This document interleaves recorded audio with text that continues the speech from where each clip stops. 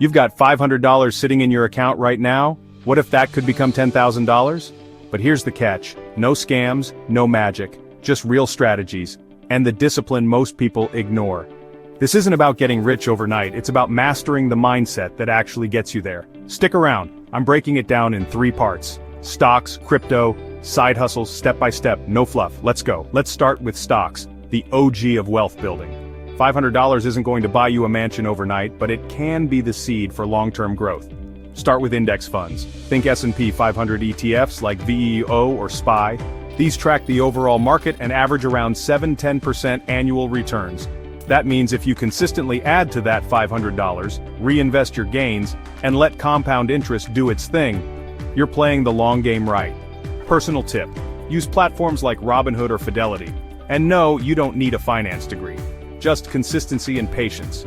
Trying to time the market with $500 is like trying to beat LeBron at basketball with one sneaker. Just stay steady. Alright, crypto, it's risky, volatile, and kinda fun.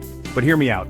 $500 strategically invested in blue-chip cryptos like Bitcoin or Ethereum, especially during dips, can grow big over time. Don't YOLO it all into meme coins. I mean, we've all heard that my friend turned $200 into $2 million on Dogecoin story. Spoiler, most people didn't. Instead, dollar-cost average small amounts, store it on a secure wallet, I like Ledger Nano S, and forget it for a while. Pro mindset: treat crypto like a long-term bet on technology, not a casino. Now here's the real game changer: side hustles. $500 can buy you tools, courses, or gear to start something real. Got a phone? Learn content creation or offer social media services to local businesses? Like design? Grab Canva Pro and start freelancing on Fiverr or Upwork. Got time on weekends? Start a flipping hustle.